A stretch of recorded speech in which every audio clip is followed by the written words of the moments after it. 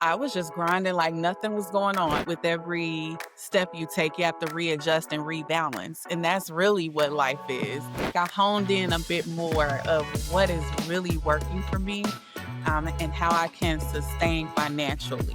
There are opportunities where it's a money grab, and then there's opportunities that can grow into something else. The lack of money or whatever that you're missing will come, and that's the faith walk. I think one thing too is not being afraid to ask for help. You are not going to miss out on a thing. Hustlers, we do it all. Rise up strong even when we fall. Dreams in our hands, love in our hearts. This is where the journey. Welcome to Baby Bump and Business, the podcast for creative moms growing a baby and a brand at the same time. I'm your host, B. Troford Wilson, photographer, educator, and first-time mom to be, sharing the real unfiltered journey of pregnancy, entrepreneurship, and everything in between. Each week, I'll be joined by a fellow creative mom to talk about the beauty, the burnout, and the balance of it all.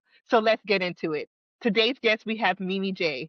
Mimi J is a beauty industry veteran, communication strategist, and creative director with a gift for turning ideas into movements. With over 15 plus years of experience, Mimi has worn many hats, from celebrity makeup artist to founder to marketing and communications leader. Today, she helps brands, creatives, and communities shine through storytelling, strategy, and unforgettable experiences.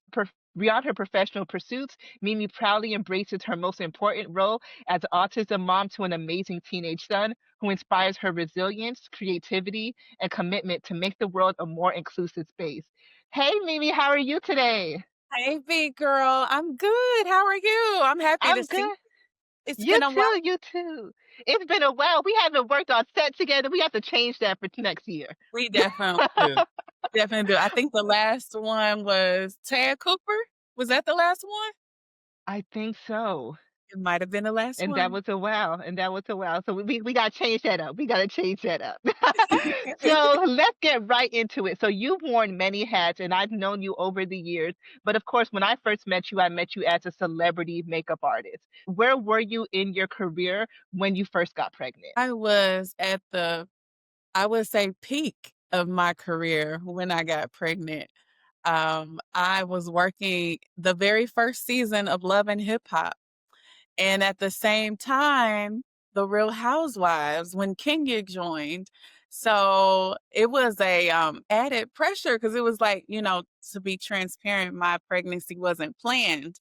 And so getting pregnant in the like it's happening moment was like, oh my God. Wow. One, that's amazing. And two, I'm sure that that was kind of scary where it's like everything's starting to skyrocket within your career. You're working on these TV shows and then you get this news, right? So what Mhm. was the first thing that came to your mind as an entrepreneur and as a businesswoman when this news broke? It was two feelings because I also was 29 when I got pregnant, and I'm kind of the baby of the family of my family. And when are you gonna settle down? When are you gonna have a baby? When you're almost 30, I had that pressure going on. So while I was a bit afraid or scared or nervous, I also felt a sense of relief because everybody's like, we were worried about you. So, yeah, I had all the feelings. I had the feelings of I'm excited to be a mom, but am I ready to be a mom? I also have three nieces and a nephew that unfortunately passed away. I've been an aunt since I was 10. So I feel like I can handle it. Yeah. But it was the business part of being an entrepreneur. It's different when you work a corporate job and there's benefits. And hey, I can take maternity leave. And when you're an entrepreneur, unless you set up things in a certain way, 9 times out of 10, when it's a surprise, you're not prepared for it. So I definitely had to pivot in ways, and we can talk about that. Yes. So going through your pregnancy while you're working on these TV shows, how was that for like the first couple of months? Everyone's first trimester, second trimester is different. My first trimester was hell. But what was that like for you, especially balancing work where you're in people's faces majority of the time? So I'm wondering if you're having a girl. because I am. I learned, see, girls bring hell. My boy he was even killed. He didn't like the ultrasounds. He didn't like the cameras. But other than that, and it's funny because he's still like that. He doesn't like the camera. But my pregnancy was actually really good until like the 7th month or the 8th month. I just craved a lot of fruit and sweets. But the beginning, I didn't show really until 6 months or 7 months. I was just grinding like nothing was going on, and people didn't even know. And that's me. Like people just I'm 8 months now, and people just now finding out because they're They're like, like, you "Oh." look a little just like, did you gain weight or what's going Mhm, on? mhm. So 'Cause you did don't you wanna assume, 'cause it could listen? be a little love handle. Exactly. Exactly. Now, as especially being within this industry where, we want to take every job that we can get, did you feel any pressure? I want to say of hiding your pregnancy, but not letting people know because you know what could easily come from that, or they're not going to consider you for upcoming opportunities.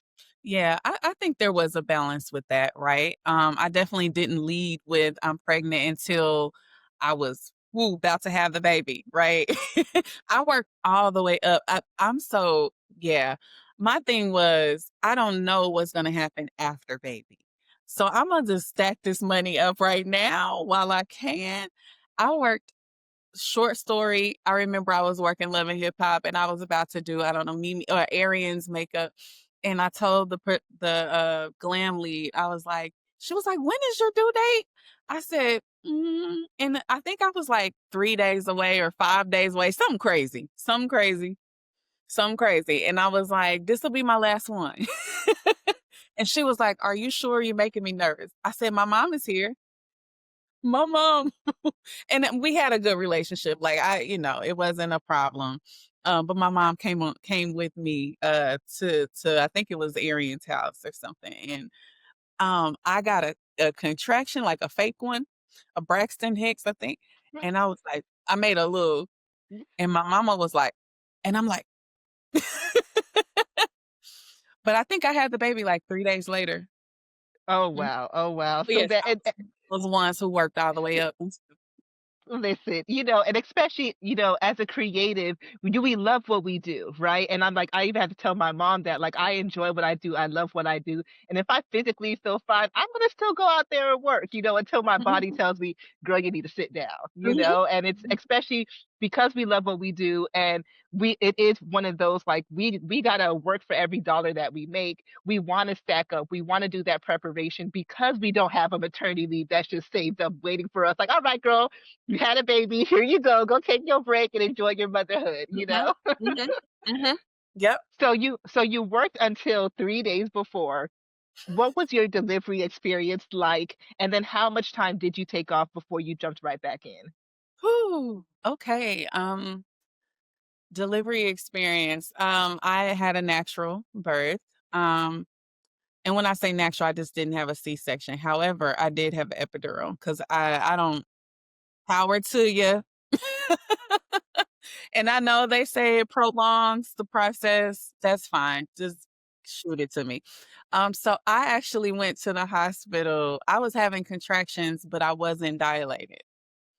So the baby was coming. I had to have them. I went in at about 11 p.m. at night and I was like, oh no, this is the one. This is not fake. These are real. And so the doctor's like, well, yeah, you're having contractions, but you're like 1 centimeter. I was like, I don't know what y'all gonna do, but I'm not going back home. So he said, okay, when you get to 2 centimeters, I think they put me on an IV and then woke up and they were like, oh, you're 2 centimeters. I said, I don't care what I am. Go ahead and break that water. Do what you're gonna do. 'Cause I'm not going home. Get baby out. Just Yep. So I was in labor for it sounds crazy, but you gotta keep in mind the time I was there overnight, and I kinda went to sleep when they put me on the IV. So I was in labor for, like, 13 hours, but he came right out when it was time. Yeah, that's all you hope and for. he's the same way, on his time. Yeah, I Perfect. had that epidural though, and I did Uh, not care. I was like, Don't show me the needle. But go on ahead and do what you got." So from then, how long did you take off before you went back into Oh, yes, work? that was your second question. I think I had a couple weeks off, um, maybe closer to a month, but I was And ho back. and you was, like, back and ready to My get it. healed. But thank God I have the support. My mom was there in the very beginning, like leading up to, and then my dad came the week of when he was when my son was born. And my aunt, who's also like my mom, she's been there, she's still there. She's, been a support from the beginning. So I did have family support because I don't know what I Perfect. would have done without it. So going into now transitioning from you're a mother, you're an entrepreneur, and now you're a mother, and you're still doing this full time, right? How was that transition, especially for that first year where now it's a change of identity, it's a change of workflow, it's a change of everything. How were you able to balance that? Honestly, balance is still something that I have to work on, right? And what I did learn later on in in life or motherhood, you're never gonna have the perfect balance. You just aren't. But I always say this analogy because someone said it to me. It's like walking a tightrope. With every step you take, you have to readjust and rebalance. And that's really what life is.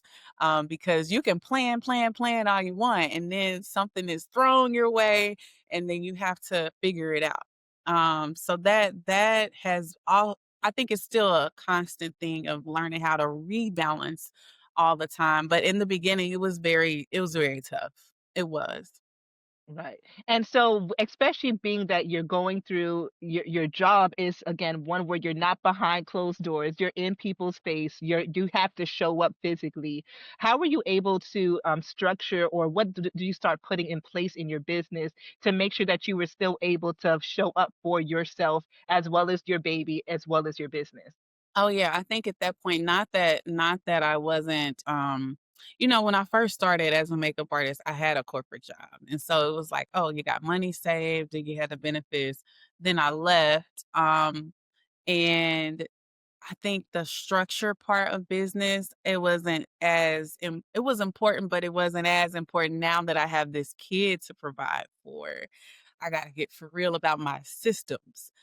So something as small as, no, I need my deposit. I need, cancellation policies for, deposits, really taking in account what is the market rate? What should I be charging because of my skill set and the years that I put into this and the products that I use, right? So I had to do a lot of readjusting and reevaluating my offers. Also digging into, okay, a lot of the marketing that I was doing was word of mouth. Um, how can I elevate how I'm reaching my real audience and also finding what that real audience is, right? I knew I'm not the beat to the gods, even though some might have said that, but I'm not the heavy makeup person. I'm the naturally pretty, clean, aesthetic type of person. So once I got that together, I was like, okay, that's my audience, that's my niche. So I think I honed in a bit more of what is really working for me, and how I can sustain financially. That makes sense. And I think that's one thing, like, especially I've been speaking with a lot of women where they're like, get your systems in place. It's like, especially during your pregnancy, while you have the time and while you're still trying to balance and work, make sure you get those systems in place because when the baby comes, the systems need to be in place to make sure that you can balance all of that. And especially treating it like a business and not just a hobby, not just something that you're doing on the side, because now you're not just taking care of one anymore, you're taking care of two, you Yes, know? I'll add to that. As a service provider, whether you're a photographer, makeup, hair, at some point you're going to want to retire off your feet. And so how do you set that up? Is it investing in real estate? Is it I started an agency, and the agency started a little organically before that, right? Because it was like, okay, now I really can't do makeup, so who am I give it to? Well, I might as well take percentage. I'm booking you, you know. So I think also thinking outside of just being a service provider, and you still can do it, right? But setting yourself up in a way that somehow you're making money without being on your feet. Mm, that's a good one. That's a good one. I love that. Now, how would you say that motherhood impacted your work in terms of like I know you of course we'll start with just with you being a makeup artist. How would you say that it impacted your work or how did it change you emotionally or mentally if it did? hmm I struggled a lot with mommy guilt um, because I've always been a go-getter and I've always, yeah, I can do that. I can do it. I can do it. Yes, I can, right? But then you take these things and you're like, I'm missing time with him, and it's not that you were wrong, but it's that balance, right? So now and even, years back, I just look at opportunities different because there are opportunities where it's a money grab, and then there's opportunities that can grow into something else. They're planting seeds into something bigger. And so I tried to move my frame of thought away from I just need money Mm, to take the jobs that are going to go somewhere else. So it took me some time to get there, and also I think it's just a level of faith, not being afraid of where the source of that money is going to come from and having faith that God is going to provide it for you. Because when you get in survival mode, that's when the bad things start happening and the doubt and the things start coming into your head. So, for me personally, is also I had to grow an even stronger relationship spiritually because there were times where I couldn't pay the bills. I didn't know how the lights were going to stay on. I will be very transparent. I had to get pregnancy Medicaid when I was pregnant because, I wasn't married and I, didn't have that level of support. So it's a humbling experience, but the goal was always, hey, this is just temporary. It's not going to be forever. So, yeah, it's hard. But you have to start thinking strategically about things when you're a mom and how, because the kids don't stay young. And you don't ever want to go back and say, dang, I should have spent more time here and I should have spent more time there. beautiful. Now, I love how what you said about, discerning between what the job is for. Like, is it something that's going to plant a seed for the future, or is it just a money grab? And I think that that's something that's very crucial that a lot of us don't think about, and especially as freelancers, where everything to us is a money grab. It's like, Yep. yeah, we're trying to pay bills, but being able to discern the difference of that, I think that that's beautiful. How did you navigate burnout in that process, especially, Mm. our bodies are changing and then going through motherhood and nursing and breastfeeding and all those different things, your body's still not yours, those first couple of years. So how were you able to navigate burnout in that process? So as soon as I talked about the last thing of taking different jobs and stuff, that burnout is woo. Um, I think that goes back into picking those jobs, right? And saying having the power to say no and believing that the lack of money or whatever that you're missing will come, and that's the faith walk that I was talking about. I think that if you can't take care of you, you can't take care of anyone else.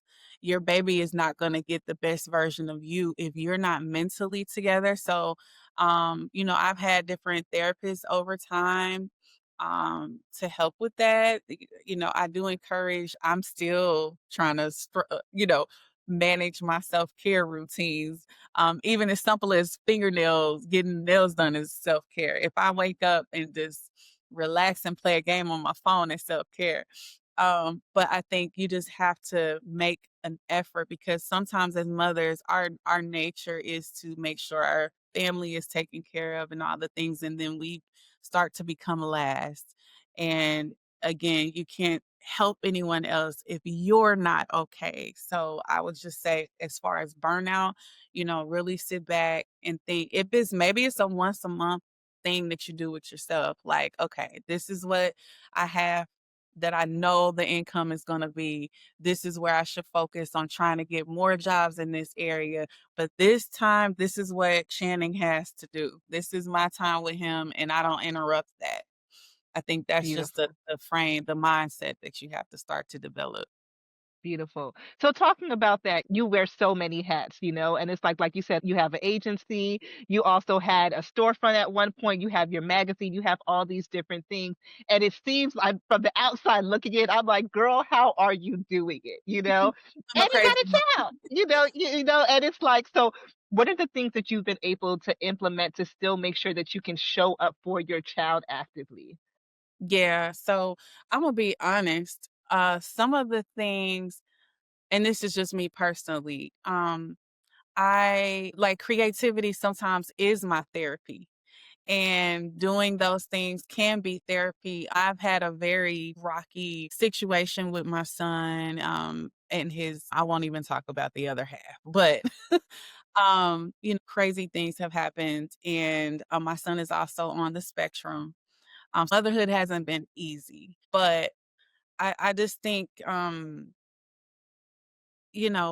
just think that as a mom, you just have to figure out what's best for your child and frame that into your world, because the child is now your world.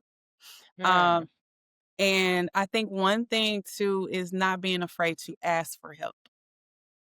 I do all these things, but I do not do them alone. And even when I don't have the resources to do everything, God plants the right people in my life to help. I think it's just having that priority and that mindset of faith over fear, and knowing that God is going to provide and put the right people. If you don't have the resources, somehow it's going to happen. And that has been my mantra through everything. Um, I am trying to live more of a softer life now in my 40s. And it's funny because my business is growing pretty well. I think life is the opposite. It's The grind is not pretty at all. We make it look that way. Just like you said, it looks like you're killing it.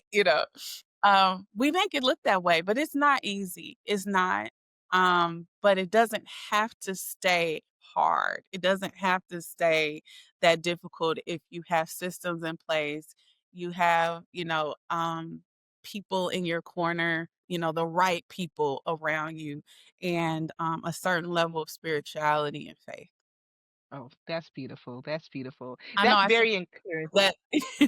But that touches on all the points, and I think one of the biggest things, like you said, is having faith, especially with our walk as creatives and as entrepreneurs. I know for me personally, I do have that fear of like, okay, if I say no to this job and I know I'm doing this amount of time, and I may not be able to go to work, and you have all these questions because it's all uncertain, right? We don't know how delivery is going to go. You don't know what your recovery is going to look like. If you're going to have a C-section, it may need a longer recovery. You do start to get those fears and those doubts. But like you said, being able to have that faith of knowing that it's going to work out. God is always going to show up because he always does, even when we forget that he's done it in the past. But then also, like you said, being humble enough to ask for help. And I think that's one of the hardest things that, especially as women, where we're so known to be doing so much, we're so known to take care of everybody and handle everything. It is hard when we have to shift our independence a little bit and start becoming the one who's asking for help, asking for support, saying, I need this or I need that. But then also, you don't get if you don't ask, Yeah. And how would you say, for you personally, did you face that in terms of like having to fight that independence a little bit, but also understanding I won't get it if I don't ask? Absolutely. And it also goes back to knowing your capacity, and you trying to take on every single thing by yourself. It hurts whatever you're working towards, right? Because when you could have delegated and brought someone else in to do it in their willpower that they're great at, and you're spending 24 hours on one thing that you could have gave to someone else, started working on another project, and that person killed it in half a day. So I think you just have to start thinking strategically again when it comes to delegation. And I know the key thing that always comes up is I don't have the resources. I don't have the money. I think that's when you just have to get creative and again, you never know until you speak to people. Because they might have some of the same aspirations or wants to do something, desires to do something. Maybe you can help them out in another way. A good collaboration, it works both ways. And that's how I've been able to prosper in the different businesses. Again, I've never had the money. It's always been relationships and how can we help each other out? How does this work both ways? So, what is a piece of advice that you would give a creative mom who's planning on going through this motherhood journey? What is one piece of advice that you've learned along your way where you're like, this is the key, not to success, because obviously everyone's journey is different, but what would you say is some advice that you would give that creative entrepreneur? You are not gonna miss out on a thing. What God has for you is for you. So those now that you have a baby, you can't be out in the street. You can't be you're not missing anything. You're not missing it. That will be my piece of advice because I think a lot of times we think, "Oh, I'm gonna miss doing this and I'm gonna miss that. I'm gonna miss out. I'm not included anymore." That's not it. Beautiful. And last thing, what do you wish that people understood about entrepreneurship and motherhood? I know for me, a lot of conversations have been like, are you still going to shoot? Are you still going to travel? And it's like, why do my dreams or why does my business have to stop now that I'm taking on this new title? You know, what would you say to those people that, especially it's usually men, obviously, it's not women, but what would you say to those people about entrepreneurship and motherhood and that they still can lie together? Mhm. I think just kind of a piggyback, the world doesn't stop because the baby's here. I think that's the key thing there. I'm still gonna be Mimi. I could be a wiser Mimi. I could be a more strategic Mimi, but I'm still gonna do what I'm here to do. So the world is not stopping because baby Channing got here. Beautiful, beautiful. And so, is there anything that you're working on that you would like to share? Because I know you got a lot of things up your sleeve. Yeah, I just, I'm doing a lot of different things. That kinda got my hand in more creative direction for brands, but Grind Pretty is definitely my baby. So please check out the magazine, grindpretty.com, and Grind Pretty Fest has turned into a whole thing. So, check out Grind Pretty Fest in the city near you. Awesome, awesome. Well, Mimi, thank you so much for your honesty, for your vulnerability, and for sharing your story. I know that it's helped me, and I know it's going to help some amazing moms out there as well. Thank you. Can't wait to see baby B. Thank you so much for tuning in to this episode of Baby Bump and Business. I hope today's conversation reminded you that you're not alone on this journey and that there's so much power in building something beautiful while becoming someone new. If you've enjoyed this episode, please take a moment to rate, review, or share it with another mama or creative who needs the encouragement. Your support helps this community grow and lets more stories like ours be heard. To stay connected and get updates on new episodes and real talk from creative moms like you, be sure to follow us on Instagram at Baby Bump and Business. Until next time, keep creating, keep growing, and give yourself all the grace that you deserve.